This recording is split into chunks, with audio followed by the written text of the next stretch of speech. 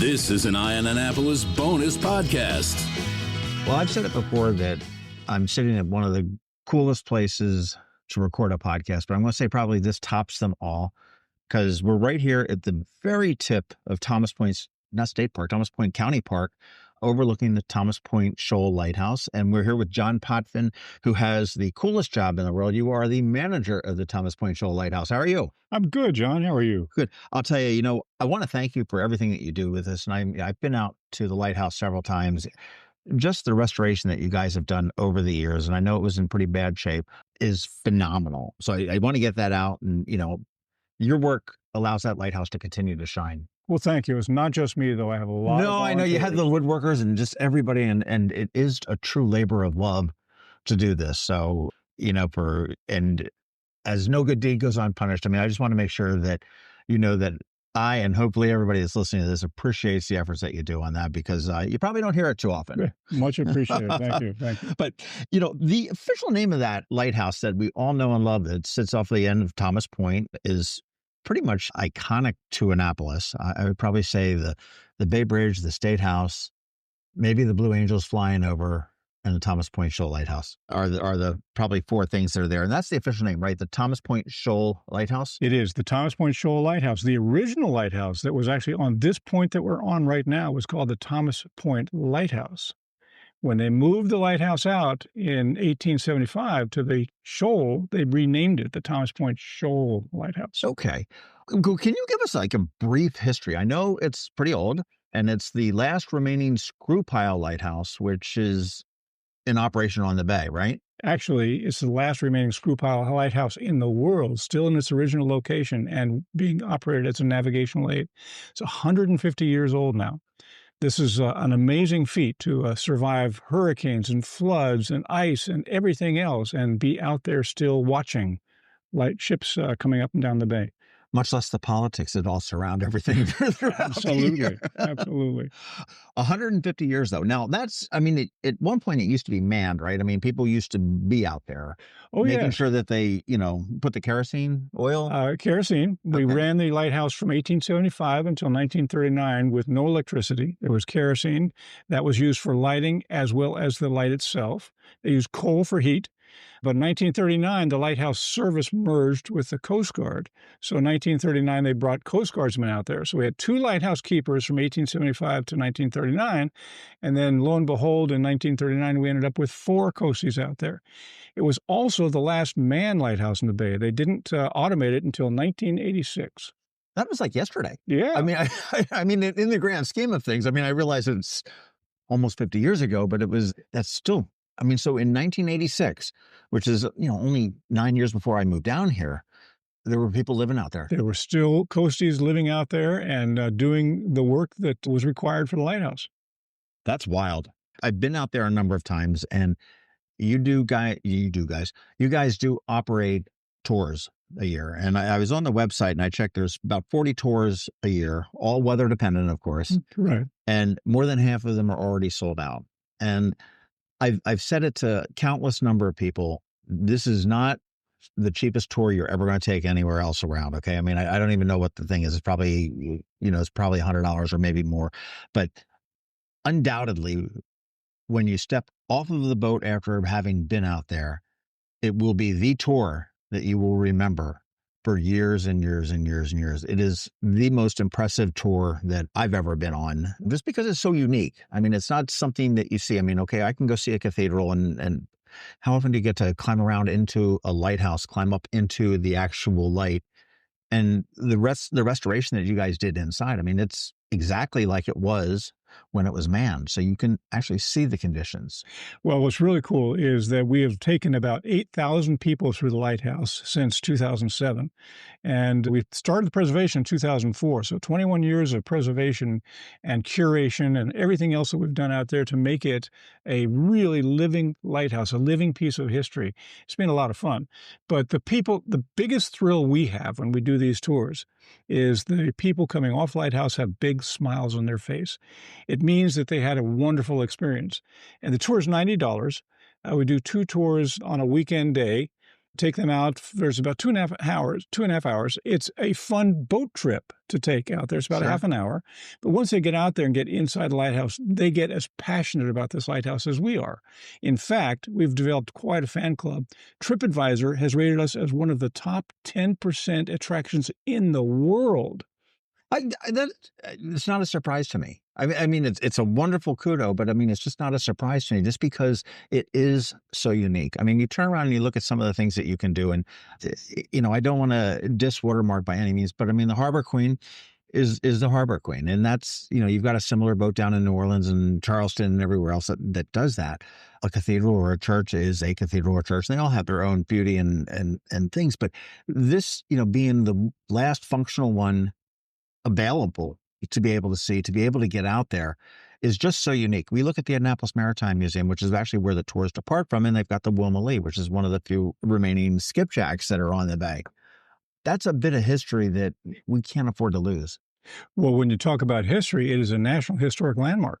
It's one of only 11 lighthouses in the country that have that designation, and that means a lot to us, too. It means that somebody's always scrutinizing what we're doing to make sure it's consistent with the history of that lighthouse. And when we set this up, we set up the first floor in different periods of time. There's one room that's set up in 1900. There's another room that's set up in 1875. There's a third room set up as 1986. So people get a flavor of what it was like over the generations to be manned at this lighthouse and live there. Well, I don't want to spoil it. I do want to suggest that everybody, if you've got the time and it's one of the weekends where they have space available to go do that, and you can get that tickets at thomaspointshoallighthouse.org. That is correct. Big long one, but it's pretty simple. thomaspointshoallighthouse.org.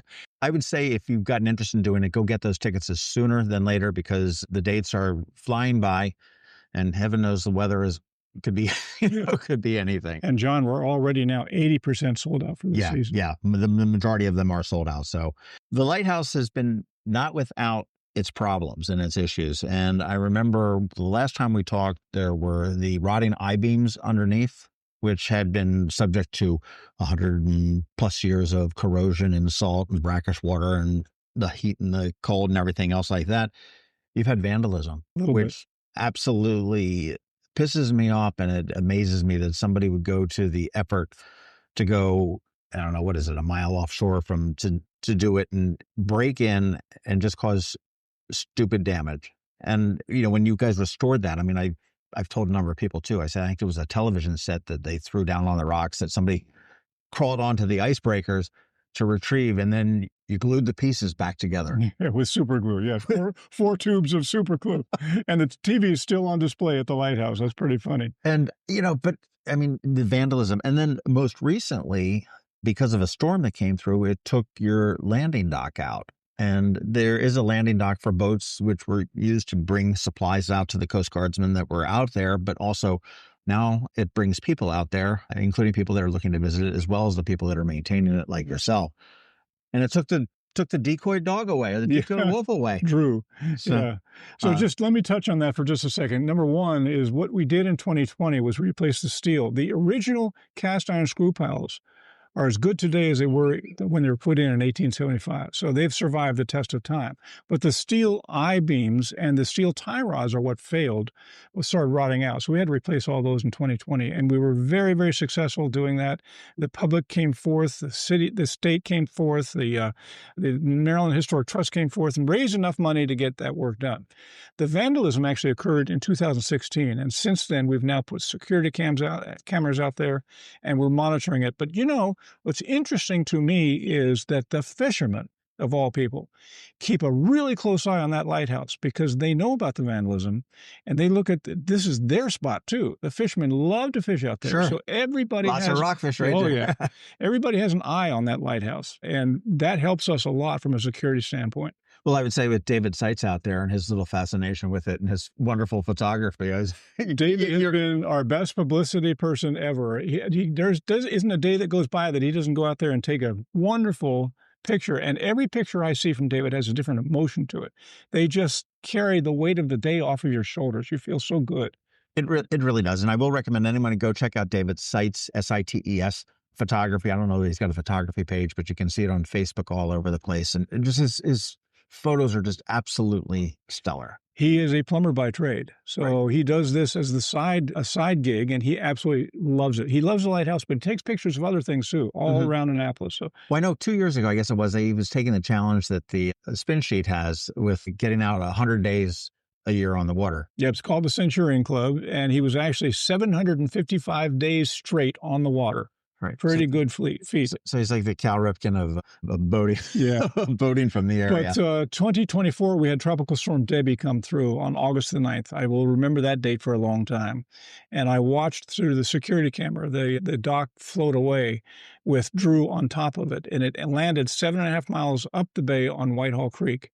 So we lost our landing dock and we lost our mascot. But David went up and got the mascot off the loading dock and brought it home and took it on a wild excursion throughout the bay. Where's Waldo? Yeah, where's Waldo? And it ended up being immortalized by one of our docents who wrote a book called Drew's Grand Adventure. And we sold 350 copies of the book. It's a children's book, and you can buy it on Amazon.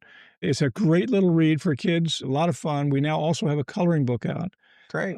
So all of the proceeds from the book sales go back to the lighthouse. This spring, we rebuilt the dock with the help of the state of Maryland. They provided us a local bond initiative, enough to cover the cost of the dock. Yes, you can't see it from here quite that well, but the dock is brand new. Right. And it's the same size as the original dock that was out there before Tropical Storm Debbie. I understand Drew picked up a woman, too. Yeah. Word is that there's a woman out here, and she's named Debbie, Debby, Debbie, after the storm. There you go. Who knows what the future is going to be? You know, that'd be great if, like, if all of a sudden he puts little, David goes out in the middle of the night and puts little itty bitty wolves all around.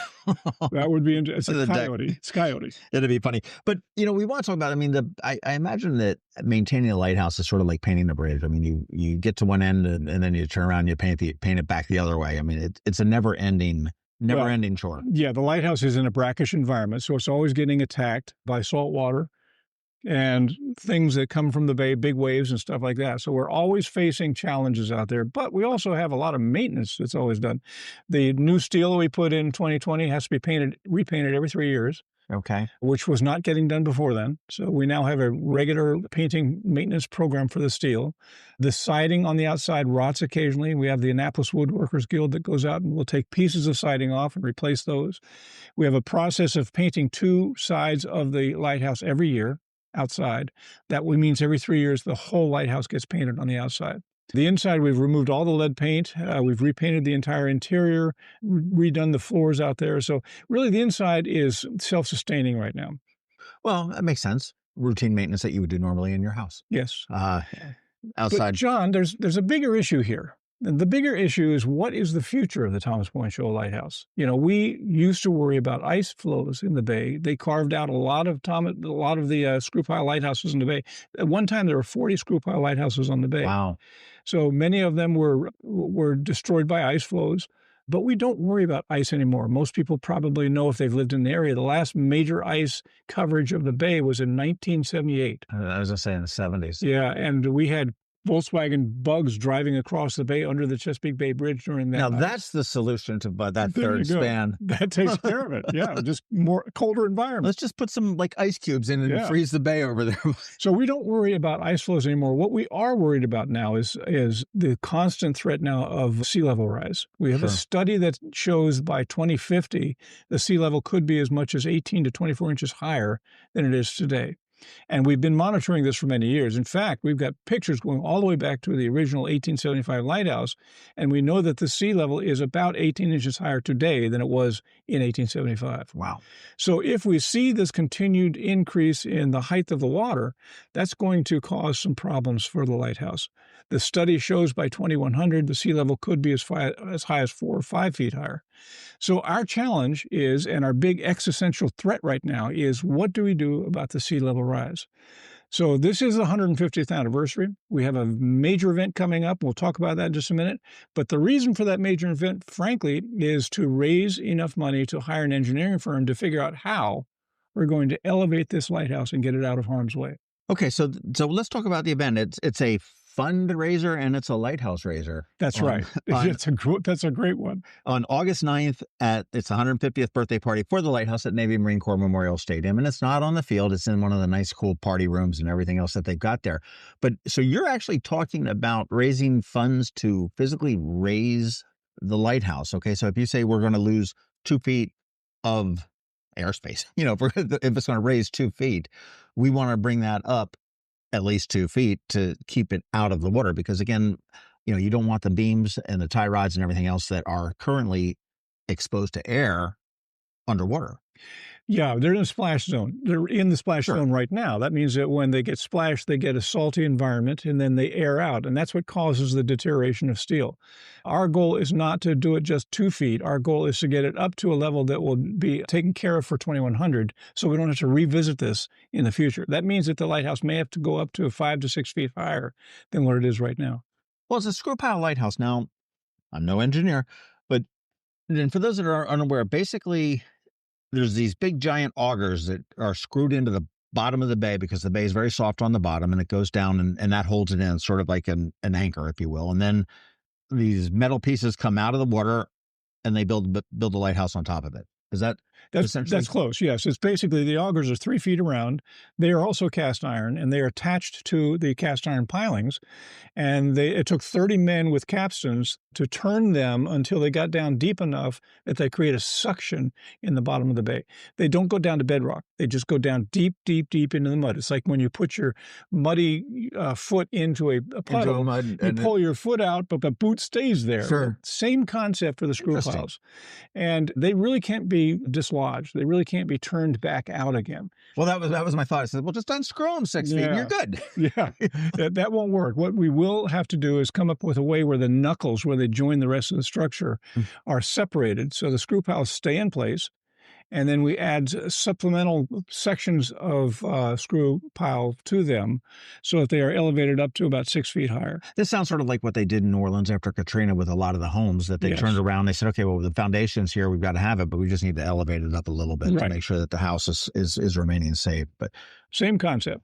It gets a little tricky because the screw piles are actually at a 10-degree angle as they come up above the water surface. So it's an engineering challenge, but I'm sure we'll find an engineering firm that is equipped to be able to handle the challenges that we're going to throw at them. Do you have, and I know this is just really in the beginning, I mean, you're looking to get it engineered first before we start to swing a hammer or a welder or whatever it may be. Do you have any idea how long it might take to do? I mean, in the back of your mind? Yeah, I think that basically it's going to take us probably a year and a half to get it engineered fully to a point where we can get bids on it. And then it'll probably take about a 15 to 18-month period to actually pull the lighthouse off, put it on a barge, and do the new foundation for it, and then reinstall the lighthouse on top of that new foundation. So you're going to move it, I guess, like a house. Very similar to pull the barge out there, disconnect it, sling it up, move it over on the barge, and the barge they used up in Baltimore for the Key Bridge when they were dismantling was Big Bertha. Right. And that's a barge crane. That's a crane that could actually be strong enough to be able to pull this lighthouse up off its foundation. There are a series of beams under the cottage itself. They're called Phoenix beams, and they're also cast iron. And they have the ability to be able to take the structural weight of that lighthouse. So if we could figure out a way to lift it with a crane on those beams, on those Phoenix beams, and set it aside, I think that the lighthouse will be fine.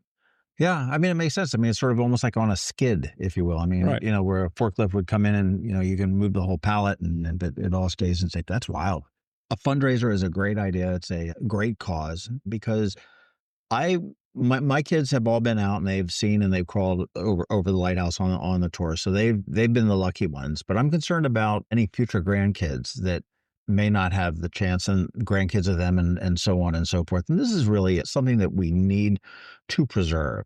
And the community did step up. I know back when you were looking to replace the beams underneath and came through, there was a party. And I think, the community really does step up again, but the need is really great. And I think it's so admirable that you're turning around. And I mean, the lighthouse is not in danger of falling today.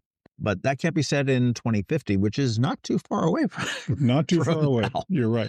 2 foot ends up being 18 inches, then okay, fine. Right. Well, to your point, one of the things that all of our tours, all of the income from our tours is poured back into this lighthouse as well. So people wonder, well, what's the cost of a tour? It was $90. Well, what happens with that money? Well, it gets plowed right back in the lighthouse. So it's a fun. So you're not going to Davis's with it and having a No, having a beer with the other definitely docents. not. But, my intent here is to set the stage for the future for my great-grandchildren and my great-great-grandchildren to be able to go back out, like you say, to the lighthouse and see it in all its glory. This is a multi-step process. One of the steps right now is I've requested an entitlement through Congress, through Senator Van Hollen's office. If we get that, it's a matching entitlement, so we have to raise the money to match that. Part of those funds have already been raised. Part of it will come out of the special event that we're having here on August the 9th. But then we will also probably have to go out for other foundation funding in order to get the match made for the entitlement that we get through Congress. Sure. And Thomas Point Shoal Lighthouse.org is, that is a nonprofit? It is a nonprofit. We're a 501c3. So everything we do is going right back into the lighthouse. Okay. So if you've got money burning a hole in your pocket, you can go there and donate. Or if you want to look into estate planning or future, that all can be done. And it certainly is a worthy cause because we're preserving what we have now for generations. That's also the Community Foundation of Anne Arundel County has a special endowment created for the Thomas Point Shoal Lighthouse. People have put some money into that, and it's actually accumulating interest right now, and the interest is paid out to us every year.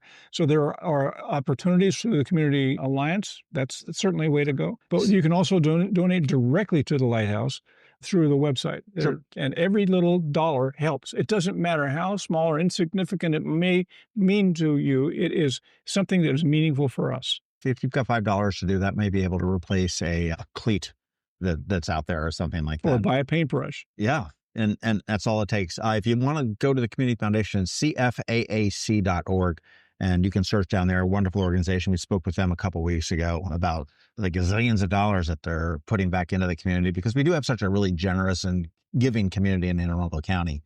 Let's talk a little bit about the party. Tickets are available. You can get them at Thomas Point 150th, which is Thomas Point 150th.com. And this is on August 9th. It's coming from 6 to 9:30. 6 is the VIP entrance, 6:30 the public entrance. What's in it? What do we get? Oh, this is such a cool event. The people are going to love it. First of all, the Eastport Oyster Boys are our band. Okay, everybody here locally knows the Eastport Oyster Boys. They really personify the lighthouse. They do. I think they've been out there many times. We love them. I think they may even be ranked a little bit higher than that Jimmy guy that played his guitar there a while. Yeah, that guy. Well, there's a surprise too. Jimmy sang a song at the lighthouse. It never got published. After his death, his production crew contacted me and said, well, what are we going to do with this? I said, well, I have an idea. So we actually have the footage of this that we are going to debut on the night of our event. Oh, that's wild. Never been seen before. I'm the only person that has seen it other than the production crew. It is going to be special. So that'll be at 8 p.m. Let me get my thumb screws out, John, and see if we can get it out of you. But and for those that didn't pick up on that, the Jimmy we're talking about is Jimmy Buffett, who did pass away, I guess, in 24. And he was out here at the lighthouse recording a video, and he's been in town any number of times. My favorite Jimmy Buffett story was when I was during the academy several years ago. He was doing something, and all the plebes on I Day were just like looking like deer in the headlights, like rethinking their life choices. And all of a sudden, Jimmy Buffett walks out of like this side room, and they're like, what kind of alternate universe am I living in? That this is happening to me. Yeah. But Jimmy Buffett is a fan of Annapolis. I mean, he always used to fly into the airport at Edgewater, and he's been out to the lighthouse a number of times, and just a big fan of it. So, and he also has friends here in Annapolis. Dick Franio from Boyard Bar and Grill is a close friend of his. So and there are other families that he would visit when he was here. But we had him on a 3-hour tour at the lighthouse. Dave Gendell, the starter of Spin Sheet, and I took him on a 3-hour tour at the lighthouse. Just thoroughly enjoyed it. He was so into the moment. It was incredible. And he actually had a song planned that he was going to sing out there and decided to change up on it at the last minute because he just felt the need for a different song that would more personify the lighthouse that he met that day. That's an artist. It is. But anyway, back to the 150th. We also, it's all catered, super food, really got a great menu. There's a wine pole, so be sure to bring a $20 bill. What's a wine pole? Wine pole. We have 150 bottles of wine valued between $20 and $400. And you'll be given a number and you get a bottle of wine. You don't know what it is, but you could get for $20 a $400 bottle of wine. Interesting. 150 for our 150th anniversary. A couple of speakers coming in. We've invited the governor. I don't think he's going to make it. I got a declination from him.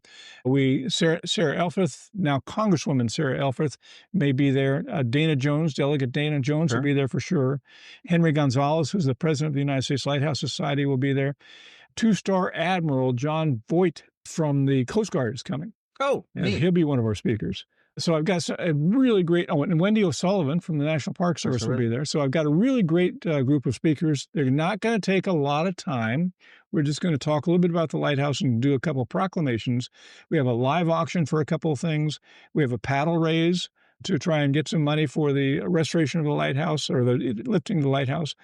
So it's going to be a fun event for everybody. And I think at this point, we have a few tickets left, not a whole lot. So please buy the tickets very quickly. Well, I know, as I said, it's not on the field at the stadium. So, I mean, you don't have unlimited seating. So it is a limited number of tickets and get out. And I will say that I'm just very proud to be, sponsor this. And I think it's just going to be a wonderful thing. You can get your tickets also at Eventbrite. That's where, you can search for it there as well.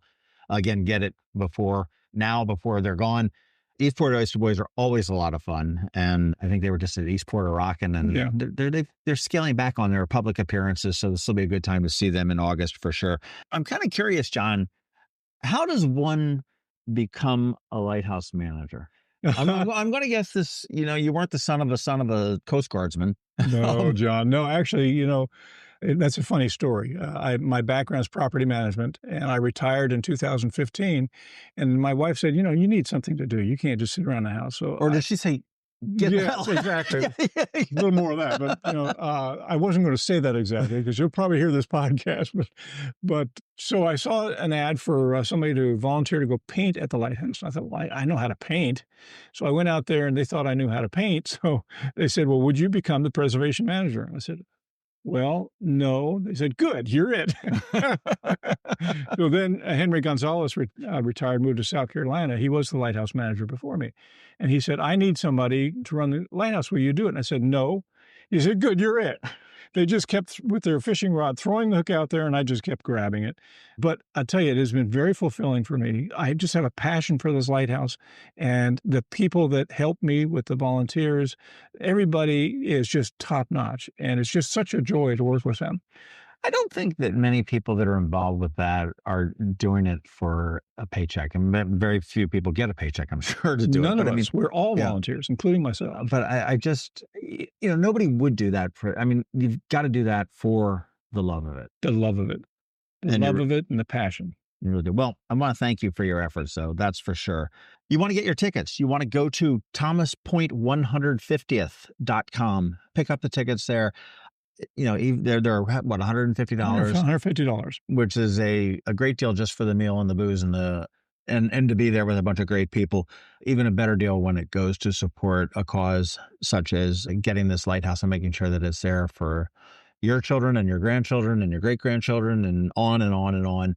Because let's face it, we are losing history to time, and we've got to do everything that we possibly can to preserve it and keep it going on. I mean, in Annapolis, we're so lucky to have so many older homes with historic Annapolis, with the state capitol that's, been 18, whatever it was, the longest in use, the wooden dome. And we need to do something to make sure we can't let history slip through our fingers. And when we have the opportunity to be able to preserve it, carpe diem, I guess it is. And, the New York Times just listed Annapolis as one of the top 10 towns to visit in the nation. Mm-hmm. That's worthwhile. It really is. It doesn't do me any good getting into restaurants, but okay, we'll take it there. But, the tourists pay a lot of our overhead here. So it's always nice to have the tourists there. I always say that when we do the podcast, especially on the busy weekends and stuff like that. I said, we've got a lot of out-of-town people. We've got a lot of one-way streets. We've got these circles. We've got, we've got all sorts of crazy little things, narrow streets and dead ends. Be patient. there's no need to sit there and lean on the horn just because somebody like started to go down the wrong way on one-way street and needs to back out a little bit. Sit back, change the radio station to a commerce station, and get on with your life. Yeah. We do appreciate the tourists. We do also appreciate when they leave, and we've got a little bit of time to get the town back. But we always appreciate the Thomas Point Lighthouse, whether it is in winter, spring, summer, or fall. And I know I do need to get out there at some other point. So this is the begging part of the podcast where I'll see you sometime if you get out there. I'd like to refresh my pictures and stuff and get out there or get on a tour. For tours, again, you want to go to thomaspointshoallighthouse.org. That does lead from the Annapolis Maritime Museum in Eastport on 2nd Street.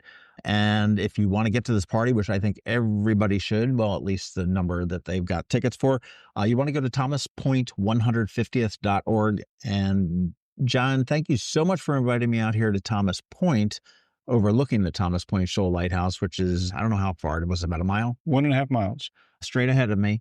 But I hope in 1,000 years somebody can sit right here and see the same view that I am exactly, just maybe a little bit higher off the water. Yeah, well, it's not going to crumble on my watch, that's for sure. This has been a bonus podcast from Eye on Annapolis. Please visit us at eyeonannapolis.net. Follow us on Facebook at All Annapolis and on Twitter at Eye on Annapolis. And if you haven't subscribed to the Daily News Brief podcast, go for it. And all of your local news will be delivered to your phone, tablet, or smart device by 6 a.m. every Monday through Friday.